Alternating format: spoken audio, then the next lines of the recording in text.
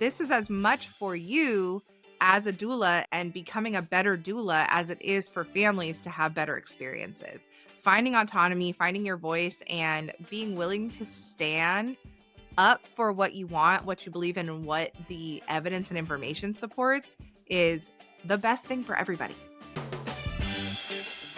Welcome to the Birth Education Center podcast, hosted by myself, Care Messer, an entrepreneur, birth educator, and doula. My team and I want to help you discover your options in birth and postpartum, how to find your voice, and how to use that voice to navigate our maternal healthcare system. You and your baby are not just a number. This information includes doulas too. Now let's get started. The show today is going to outline kind of the combination of autonomy and transparency that we have with our families doing birth work. The topic for this show has come up because several of my last classes have had things like this show up with their doula support. And I think we should talk about it. I think we should name it. And is it going to be an uncomfortable episode for a couple of us? Yeah, because I've done this before in my doula work and I own that. I have changed over 15 years. Maybe my practice has evolved a little bit, and being a childbirth educator and seeing things happen over and over, my views have changed. So are they going to come for us, Ashley? Maybe, but I want it to be a discussion, and I want to hear how you're handling it in your practice as a doula. And for parents, I want you to listen to it and decipher what's going on with your support system, or are there things that you need to take ownership for and find a voice around, as we're going to be talking about this topic today. Yeah, I think it's something that doulas have to figure out how to navigate because we are individuals working with individuals and individual families that all have our different filters and fears and concerns, and we're all just trying to navigate, especially the medical system in this country, that we might find ourselves not necessarily being as honest and transparent as we should be, and not taking ownership of our choices. And as a doula, we can fall into the trap of thinking that we're helping families when really we are enabling them to pass the buck, to not take responsibility, and to potentially make choices that put themselves at risk by not being willing to take ownership of their choices, their hopes, their fears when it comes to their birthing experience. And as childbirth educators, we spend a lot of time in class, and I'm just saying us because everyone teaches a different class, a lot of time working on the fifth power center, finding your voice, owning your voice, understanding your choices and making it known, and not being afraid to express that. A lot of times at the very beginning, as we start talking about it in class one of our series, it can be really activating for parents. They don't like confrontation. They were hoping that a birth class would, I don't know, magically wipe the idea of confrontation away and that everything would magically work. We're not like a fairy tool. It doesn't work like that. But it can be very uncomfortable to think about, oh my gosh, I don't want to have these conversations. I don't have these conversations in real life. And now you're asking me to have them in a medical situation where I feel even more intimidated, more out of my league because I don't have 25 degrees. And you're actually asking me to do this. Yeah, I am actually asking you to do this because you are the only voice piece for your baby and your health care. And we've never been asked on this level to express our emotions and own our own choices more than in birth and pregnancy. In class, we offer practice, we offer discussion, we have homework assignments where they can go home and have these discussions and figure out what their values and wants are and what the words are around those, and to even see if they're with the right provider. But it takes planning and it takes practice and it takes asking for what you want even from your partner when you're pregnant, because you don't want to inconvenience anybody. That people pleasing runs deep with us, and we have been groomed to stay that way, especially in a medical setting. And unknowingly, as birth workers, just like Ashley said, we can undermine that or totally unintentionally run from autonomy in a birth room situation, probably because we haven't owned our own, but also we set parents up to enable them to do the exact same thing. And that's what we want to talk about today. I think as birth workers too, we're programmed the same way, right? We have the same fears and discomfort with confrontation. And so, even challenging families to make different choices or to be honest or to stand up for themselves can be uncomfortable, right? And then also, that potential idea of being a birth worker confronting or having an uncomfortable conversation with a provider or a nurse or something like that makes us feel very fearful. So, this is about not only helping families find their autonomy and find their voice, but finding your voice as a doula that is, no, I don't just enable my families to do whatever they want. As doulas, we're there to help connect them with education, with information, to help them make informed decisions, like truly informed decisions. We're there to help awaken the empowerment inside of them and help them step into their roles as parents and as advocates for their babies. But we're not there to be wishy washy. Everything you say or want to do is great. That sounds totally fine. And then allow train wrecks to unfold in front of us. That's not sustainable as a doula. If we're going into supporting families that way and just not taking any kind of stance or holding ourselves and our families accountable for the decisions that we make, then we're not going to be able to continue doing this work because we're going to just be a part of difficult situation after difficult situation and train wreck birth after train wreck birth. So this is as much for you as a doula and becoming a better doula as it is for families to have better experiences. Finding autonomy, finding your voice, and being willing to stand up for what you want, what you believe in, and what the evidence and information supports is the best thing for everybody. And it's not saying that if they make different choices after presented the information, you're not going to back them up. You've given them options. Cool. No, I'm choosing this anyways. Great. Like not offering it with bias of this is the only way and this is how it is. Like here are the two scenarios presented. There's this, and there's a study that supports this, and there's this, and this is where your provider might be coming from, and a study that supports that. Give them the information, allow their choice, and go, cool. All right, make a note. It is not to convince them any way or the other of how you think it should be, which we all have biases. So we need to understand what those are and check those. But it's giving them the information in a oh, okay, wishy washy form, because that's not helping them in any way. And I want to define what autonomy means. Autonomy means that we are a conscious being with choice. We have a vote. In fact, we are the vote, because who is the best expert on us? We are. Does your family know that? When you're talking to that birthing person and they're scared and they're anxious, do they know who they are? Do they know what they like, what they don't like, what makes them feel safe, what makes them feel unsafe? Of course they do. That can be brought up in a conversation. That is the empowerment that they already have within their body. That's autonomy. And when Ashley refers to it as we are there to awaken it, we are there to give them those keys that they may be missing or hesitant to pick up, because who's been supporting them in their autonomy their whole life? We've all been living by rules and regulations set forth by everybody else, and we've been taught to comply. We've been taught to people please. We've been taught to make everybody else in authority over us, parents, teachers, medical professionals, everybody over us, factory workers, like who is it, our boss? We have been taught that they are in charge and we are to comply. We're now talking about our healthcare and the healthcare of our baby and the healing of that, walking into postpartum and the rest of our lives with this baby. It's a big deal, and we shouldn't wash over that. I want to start with, and Ashley, you can chime in here too, with the first questions we need to ask as a doula, where we stand in our personal lives as autonomous beings, conscious beings with choice. Where are we really strong with that? Where are we really weak with that? How are our boundaries? Who walks all over us? Because they don't do it without us letting them do it. Where do we have really solid understanding of who we are and how we express that?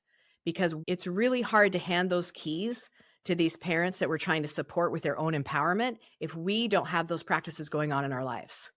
And if that is a thing where you're like, ooh, I'm really weak in those areas, then think about this. You are there to offer support for these people.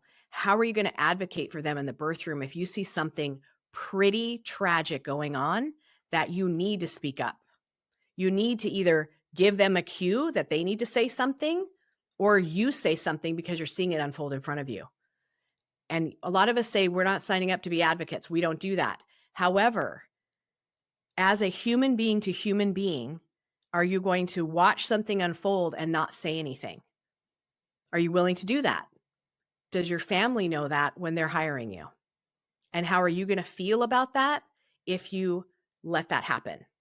I've let that happen before my boundaries were good, before I understood what my responsibility was in that moment and how I should have done that for anyone. I would want someone to do it for me, but I didn't have those tools yet. I didn't have those skills. I didn't even have an awareness around it. So, as an advocate, as an autonomous person, where are you with your autonomy? I think that's one of the first questions we need to ask. So if we can find that within ourselves, then we can empower our families to do that. And we're also not going to be run over or railroaded by demanding families or families that think that we are going to do everything for them and that we're going to speak completely for them or we're going to demand things for them or we're going to back them up if they're making unsafe choices no matter what, because they can see that we don't have a backbone and we don't have autonomy and we don't have a voice. It's so important. Like I said, it always comes back to sustainability for me, for us to be able to do this work, to be able to stand in ourselves and stand up for ourselves so then we can stand up for our families and stand up alongside our families navigating this crazy experience of becoming a family. A birth worker's primary role when we're defining a doula especially is to be a support person, right? We are presented it, oh, I support people in childbirth. But what does that mean? That's such a broad general term that we can often get lost in trying to define exactly what our role is. And the truth is, we're going to find ourselves navigating a lot of different situations, a lot of different decisions, a lot of different opinions. Families that we support are going to want wildly different births from each other. No two births are going to be the same. And it can leave us feeling like support is an uphill battle because just when I feel like I dialed it in with this family and I figured out exactly what I can offer, that's going to change with this family, in this provider, at this hospital, in this family doing a home birth, in this family at this birth center. And so we have to be willing to be fluid and flexible in the type of support we offer. And when we know ourselves and we're centered in ourselves and we know what our values are and what we stand for, that's a lot easier to do, right? Actually knowing who you are and having that autonomy and that awareness makes you more fluid and adaptable to situations. When you're scared, you're actually more rigid and immovable. When you're unsure, you can find yourself digging into maybe even things that aren't actually your values or opinions, but it feels safer to stay there and be that way. It can feel safer to always do the same things for every single family and to only offer this small window of support that I can offer because everything outside of that is too big, it's too scary. I don't know where I stand on those things. That's a really good way of putting it, Ashley. Really good way. It allows us to be flexible. It's the same reason when we talk about families getting educated. When you know what all the options are, it allows you to go with the flow. When you know who you are as a person and where you stand on things and where your strengths are and where your weaknesses are, it allows you to go with the flow of what different families are going to need, what different providers are going to offer, walking into different buildings, different situations because you know who you are. And we want to support our families in finding that same level of autonomy and strength in themselves. The underlying cause of everything we're talking about is that we don't want to have hard conversations. We don't want to have them. Our parents don't want to have them. We don't want to face rejection. We don't want to hear a no. Totally understandable. We've been groomed to not question authority. We're scared of confrontation. It doesn't have to be confrontation when we understand what our values and our feelings are about our birth situation, about our health, about the way we want our baby taken care of. And we can just state it simply. Gather information, have conversations. It doesn't have to be confrontation. And that starts way before the birth room. That starts while we're in prenatal visits. That starts before we're pregnant.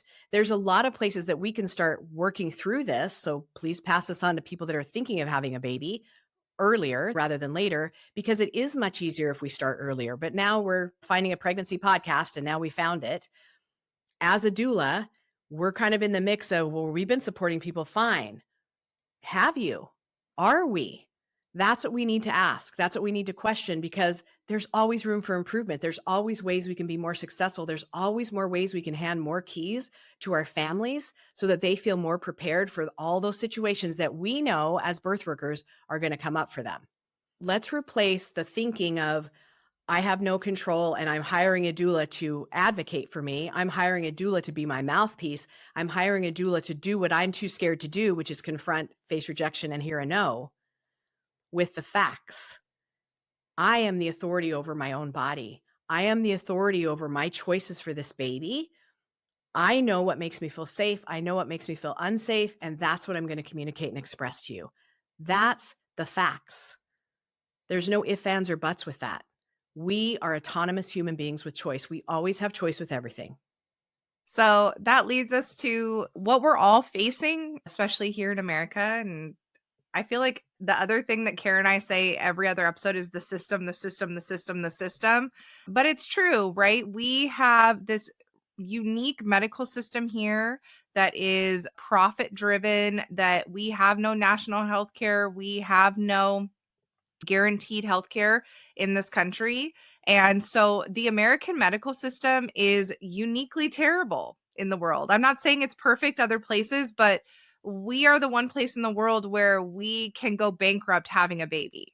And it doesn't get better because we refuse to remove capitalism from our birthing experiences and all of our other medical experiences. So we have to always acknowledge the system in the West, in America, what we are facing as doulas and families as being this big thing that we are all trying to overcome, that we are all trying to face. It's the dragon we're trying to slay simply to meet our babies and to help our families meet their babies. It seems like it shouldn't have to be this hard. And yet here we are, right? So a lot of the struggle that we're talking about when it comes to transparency and autonomy comes from facing what feels like this big, insurmountable dragon of a system that we have to walk into to have our baby. And so we want to recognize that. And we want to recognize that it is even harder for families of color. It is even harder for Black families because everything that we face as a whole in American society and American medical culture is so much worse for marginalized families and for LGBTQ families and for anybody who's outside of that cis white hetero basket. It's an even bigger struggle. So everything we talk about that is difficult is exponentially harder for anybody on the fringes of our society. And so we recognize that when we're talking about this, we're not talking about this in terms of we all just need to get over it because we recognize how difficult this is. But there are ways to address it, to work within it, to face it, that do not involve making choices that are going to put us more at risk or destroy our ability to provide support for families because we burn ourselves out trying so hard to fight an uphill battle, right? So we are facing in this country rising maternal and mortality rates. We're facing increasing surgical birth rates, and we are facing the loss of providers as more and more places are becoming what's known as maternity deserts because hospitals are shutting down, because when providers do not feel they can provide the full scope of their services, they're not going to service those areas. And so especially rural families, states that have tough abortion laws now, a lot of doctors are like, I'm out. I don't want to be sued and I don't want to go to jail for 99 years. yes, and that could be a whole episode in and of itself, how abortion care is inextricably linked to maternity care and how one has to support the other to have those options fully open to families. But it's creating literally deserts of maternity care where families are having to drive hours to find somebody who can even deliver their babies. Not everybody has home birth midwives at their disposal. Not everybody has birth centers in their own backyard. And people who do have those things at their disposal, who have those options, that is such an amazing privilege. But this is truly what most of us are facing. What most of us are navigating is, where the heck can I have my baby that feels safe, where I'm going to be treated like a human being. And how do I do that? Right. And birth workers know this, or they learn it very quickly getting into this work. We all come out of our trainings bright eyed and bushy tailed, like, we're going to have babies. And then as soon as we start supporting births in the medical system, we're like, oh my God, right? The reality really slaps us in the face. And so that can lead us to making choices or encouraging families to make choices that may seem on the surface like they are being protective of our families, that they are not harmful, that we're just leaving things out or adding things or making choices that may seem like in the moment the safest choice, but we're actually sacrificing or encouraging families to sacrifice autonomy, and we don't even realize it. And we are causing them to sacrifice options by avoiding taking that responsibility, and we are simply enabling them to give up their responsibility and autonomy and resist confrontation rather than actually helping them have empowered birth experiences. I made a list of what these choices could look like for our clients because all of us observe this in our doula Facebook communities and even on Instagram, where we hear these things and we go, huh, I guess I could do that, or there's no way I would do that. But we're watching and listening and seeing what's being suggested to families all the time. So that's constantly running through our background. This is also what can give doulas a really bad name, right, in the medical community, because they're giving them medical advice. They're going completely against what we are encouraging as the safest way for our families to be delivering with us. And we have to remember they are choosing, or it is their only option to deliver with this provider. That's nothing to do with us. Not to mention that if we make suggestions to families that we're like, oh, I mean, I always do this, I always suggest this for families, and it comes across to that family as something that is dishonest, they might fire us because they think that we're encouraging them to lie or be dishonest or leave information out, when it's what we always do. I always tell families to not share this information or not be transparent about this. But then we might run into a family that's like, wait a second, why would I be dishonest? And so again, it's giving doulas and birth workers a bad name, not only to providers, but to families, right? That can come back on us when we're getting recommendations to be somebody's doula. And they're like, yeah, but then she told me to be dishonest about this, or she told me not to be transparent about this, or she told me to withhold this information. I don't think she's honest. I don't think she's trustworthy. Right. So honesty always should be what we lead with, right? Not just for families, but for ourselves as well. Well, and that's part of knowing who you are, right? As a doula. And if I always operate where I always tell the truth, there's never a lie there. So there's never a question about that. The question I want us to keep in mind when we're helping these families is, am I presenting something that gives pure autonomy to this family or enables them to skirt around a difficult conversation? So I made a list. Like, do we tell them, you can fudge those numbers about what time your waters broke? Like eating and drinking during labor, do it on the down low. Ideas for fudging certain tests by doing XYZ so that they can fall within normal ranges of things. Claiming to do things like monitoring blood pressure at home, but then they're not doing it. Staying home when there are some concerning symptoms that are arising, but we're like, we're just laboring at home. It'll be okay. It'll be okay, when we are not the medical provider, or leaving things out of a medical history, like Ashley said. Are we empowering families when we are suggesting those things? Because those things can actually lead to bigger things and take away their options. Wouldn't it be more conducive for how we're supporting by saying, oh, you are taking that test and you're concerned about it. What are you concerned about? Okay, so ask your provider XYZ, get more information, and then you can make a better informed decision. Ask your provider what you need to know, and then you don't even have to make a decision in that room. Come home, discuss it with your partner, see how you feel about it, and then make that decision. Report that decision back. Those can be really scary things for people. I totally get it. But isn't that more of an empowered approach than suggesting things that are falsifying information, sliding on time frames? That's one of the things that I am a stickler about in class. Like if your water breaks at 3 a.m. and you choose to stay home till, like, I don't know, the next day at 4 p.m., you let them know it's been broken for 13 hours. So what if anyone freaks out? Own your choice, right? You are choosing to birth with a medical provider that needs all the information in order to help you get informed consent and give you all the information. If you eat before a test that is supposed to be a fasting test to skew your numbers, what if you actually had that medical condition that could lead to another medical condition, but you fudged that first test because you were not going to be put in a box? Like, we have to really be real about what we're doing and why we're doing it. Are we doing it to hide from difficult conversations? Are we thinking that confrontation will devastate us? That's not going to get us anywhere during pregnancy. And it's definitely not going to get us anywhere during postpartum and being a parent. I think one of the whole purposes of being pregnant for 10 months is so that we can acclimate to the idea that we are now an adult, which is scary because it could start at 15 and go on up. Be an adult that we are speaking on behalf of another baby besides ourselves and owning that responsibility. And if we've never had any practice with it, now is the time to figure out those issues that we've been so scared about and realize that there are worse things in the world than hearing a no or having a difficult conversation.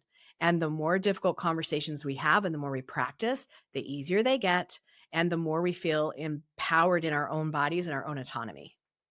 I can't speak to other places in the world, but I feel like it is embedded in American culture that we would rather lie. We would rather lie than have an uncomfortable conversation or say no. It is so hard for us to imagine a conversation with our provider where they say, I want you to do this test. And we say, no, thank you. I would like to decline that test.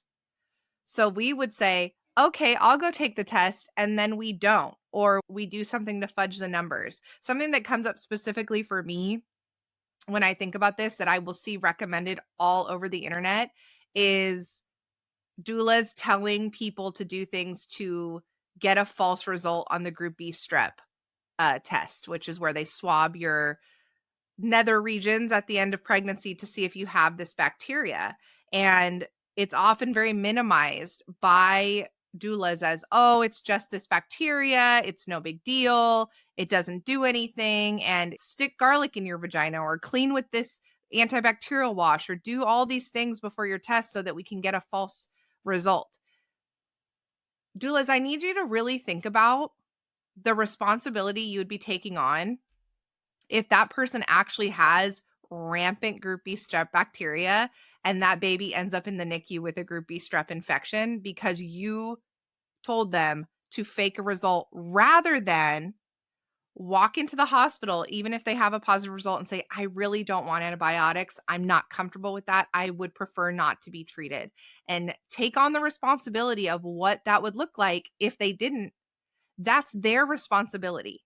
But when we, and I say we, lumping into the whole of doulas, even though I can say I've never told a client to lie that way, but I have told them in the past, especially as a newer doula, like, well, you don't have to tell them when your water broke, or you don't have to go in right away, or you don't have to do this or do that. They don't. But when I make it sound like, when I minimize it to the point where I'm not being honest with them about what the potential outcomes are going to be, then I am encouraging them to be dishonest. I think it's the minimizing because, right, they don't have to go in when their water breaks. They don't have to take the groupie strep test, even if they don't want to. Like, they don't have to do all those things, but are we minimizing it and making it super casual so they think their provider's up in the night?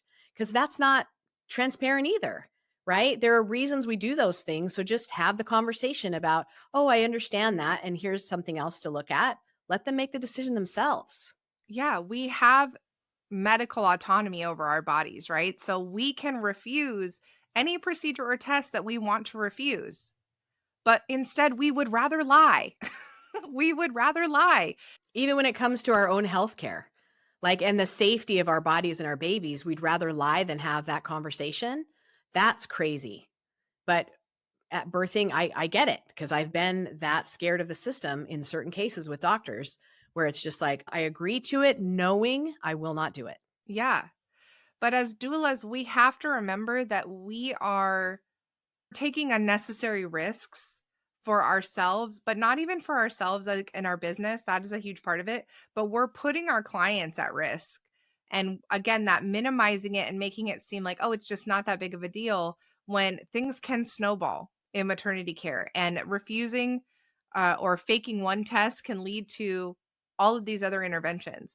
And again, what seems like, oh, well, I'm just leaving this out, it's not that big of a deal, and I'm protecting my privacy or I'm protecting my peace or whatever it is by leaving out this information, there can be consequences down the road from leaving that out that actually make for a more complicated, more difficult birth experience or more complicated health issues. And so transparency is the way that we keep ourselves safe, and we have to be willing to have uncomfortable conversations, and we have to learn how to find our no if we don't want to opt into everything that our provider is offering us. And when it is minimized, we aren't giving them the options for more options. They're just automatically choosing either to please us or because that's the only information they have because they haven't been educated or they have not really researched what we're talking about. So we are helping make a decision that should be an autonomous decision with a lot of consent and a lot of information around it for somebody else. And that is a part of our bias. We all have it. I think we all need to check it. I still check it as an educator every time I teach. I'm like, ooh, and I will stop myself sometimes and go, you know what? That didn't sound the way I wanted it to sound. What I meant to say was, yes, I have personal feelings about that because I've been in the birth room when that has happened. I need to backtrack a little bit. Let me give you some clarity on what I just said because I do have biases. I have huge biases and I have to keep that balanced when I'm working with a second time mom, first time mom, classes with families that are brand new and there to get all the information, some to never make a choice of their own, but to hear everything I say and do it with no research involved. And I have to be very cognizant about that. If I am their only source of information, it's very important that I remain as neutral as possible. So let's talk about how do we help give those keys of empowerment back to the families so that they can make the choices that they need to make without our bias and without our minimizing and without our undue influence. So, how do we empower them as doulas? I think that starts before we ever meet them. What are we putting on our websites that talks about empowerment, autonomy, making choices for yourself, getting educated around what you want for your birth, and where they can look for that? They can find that weeks ahead of time and go, oh, I never thought about that. Let that be your first entry point. What about what we're talking about in interviews? How neutral are we in those interviews? How many items of information are we giving them that makes them take that responsibility? Not us take the responsibility and say, oh, I got that. I can take that care of that for you. What are we giving them to empower themselves with the empowerment they already have? And how much time are we allowing in each prenatal visit to talk about autonomy, to talk about what their choices really are, to mirror back when they're telling us what has happened in certain prenatal appointments? How did that make you feel? What would you have said in that moment if you weren't scared to speak up? Talk about those things because that's where they're going to start to find their voice again. And it may be the first time they've ever found their voice, and they may not ever find their voice. But can't we offer that? And that needs to be in our prenatal visits. I honestly don't know how doulas do births where they just show up at the birth and never have that communication and connection beforehand, because there's so much preparation that is deep and rich that can happen in those prenatal visits to support them at the birthing time. Because we don't even know what they want, what their values are, and what their inherent beliefs are if we've never done that with them. They're pure strangers. And I understand when they want just birth support at cheaper money, whatever. I understand that. But are we protecting ourselves by attending births like that? Those have been some of the hardest births of my life. And they were backup births or whatever, but I had a little bit of information. But that pre-connection and that pre-understanding of how we're going to support your voice and what you want is so key for an empowered birth experience in general. And how are we helping them navigate a no from a provider? You've all heard providers say, I don't let my families go past 40 weeks. That's my cutoff time. We're doing induction, or if it's necessary, we'll be doing a cesarean. If they're getting that, how do you mirror that back and say, how did that make you feel? Do you want to be induced at 40 weeks? Do you feel like you need to? Do you feel like there's a medical necessity for that? How should we set you up for a good conversation with the provider or give you more information so that you feel more able to have that conversation with your provider? That is all stuff that we can do as doulas if we take the time to know where we stand on it and how to present those issues back to our families. And if we don't know how to do that or we're unsure, do we need more training?